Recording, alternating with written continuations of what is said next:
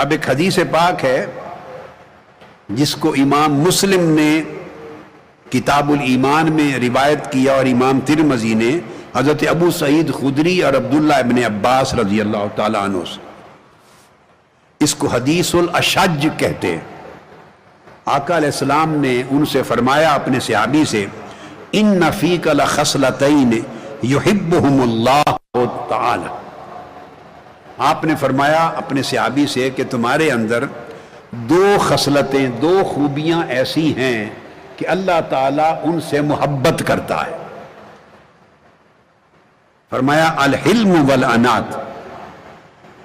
دو خوبیاں فرمایا تمہارے اندر ایسی ہیں کہ اللہ تعالیٰ ان دو خوبیوں سے محبت کرتا ہے، اور جس بندے میں وہ دو خوبیاں ہوں اللہ اس بندے کو اپنا محبوب بنا لیتا، محبوب بنا لیتا.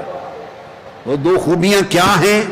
ایک حلم اور بردباری، یعنی کوئی زیادتی کرے اس کی ذات پر تو اسے برداشت کر لے،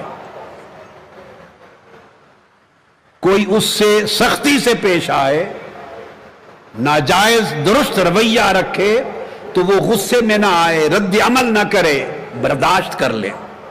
اور دوسرا نرمی اور ملاطفت، اس کی طبیعت میں سختی نہ ہو،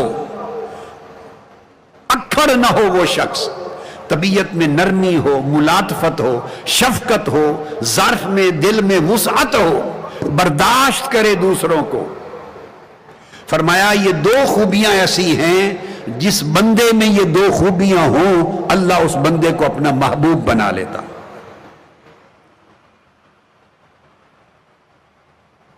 جب صحابی نے یہ سنا تو انہوں نے آقا علیہ السلام سے پوچھا، قال یا رسول اللہ صلی اللہ علیہ وسلم قدیماً کانا او حدیثاً. پوچھا یا رسول اللہ فرمائیے یہ دو خوبیاں میرے اندر پرانی ہیں یا ابھی نئی پیدا ہوئی ہیں؟ آقا علیہ السلام نے فرمایا نہیں، قدیم وقت سے ہیں، یعنی اللہ نے تمہاری خلقت میں ان خوبیوں کا بیج رکھ دیا تھا اور تم نے محنت کر کے ان بیجوں کو ڈیولپ کیا، پودے میں بنایا، درخت بنایا اور مستحکم کر دیا، ترقی دے دی، اور تمہاری سیرت اور اخلاق ان خوبیوں کے ساتھ منور ہو گئی.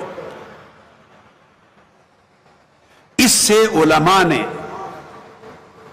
اور ائمہ نے یہ نقطہ اخذ کر کے بیان کیا ہے کہ اس حدیث پاک سے ثابت ہوا ان کا پوچھنا کہ آقا یہ دو خوبیاں نئی پیدا ہوئی ہیں یا شروع سے ہے، پرانی ہیں. اس سے بتایا کہ اخلاق جبلی بھی ہوتا ہے اور مکتسب بھی ہوتا ہے، یعنی جبلت میں بھی ہوتا ہے کئی لوگوں کی، اور کئی لوگ زندگی میں محنت کر کے ریاضت کر کے ڈیولپ بھی کرتے ہیں. جیسے آپ ورزش کرتے ہیں، ایکسرسائز کرتے ہیں اور جسمانی صحت کو بہتر سے بہتر کرتے چلے جاتے ہیں، تو جس طرح جسمانی صحت بہتر ہوتی ہے محنت سے، اسی طرح محنت اور ریاضت سے روحانی صحت اور اخلاقی صحت بھی بہتر ہوتی چلی جاتی.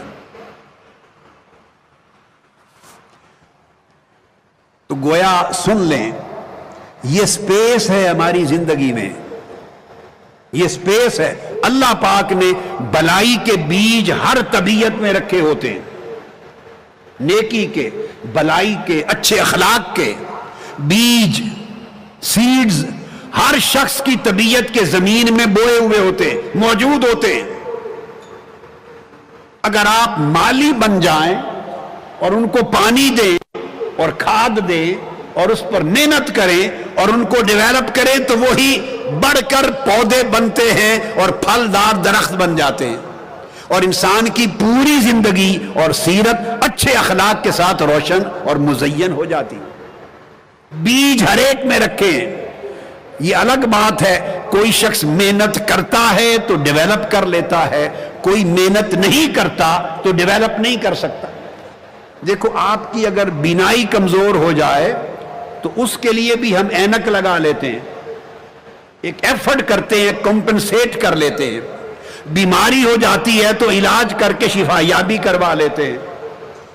جسم کمزور ہوتا ہے تو محنت کر کے اس کو طاقت دے لیتے ہیں، وائٹامنز دیتے ہیں. جس طرح جسمانی کمزوریوں اور خرابیوں کے علاج ہوتے ہیں، صرف ہمیں توجہ دینی ہے، نظر انداز نہیں کرنا، توجہ دینی۔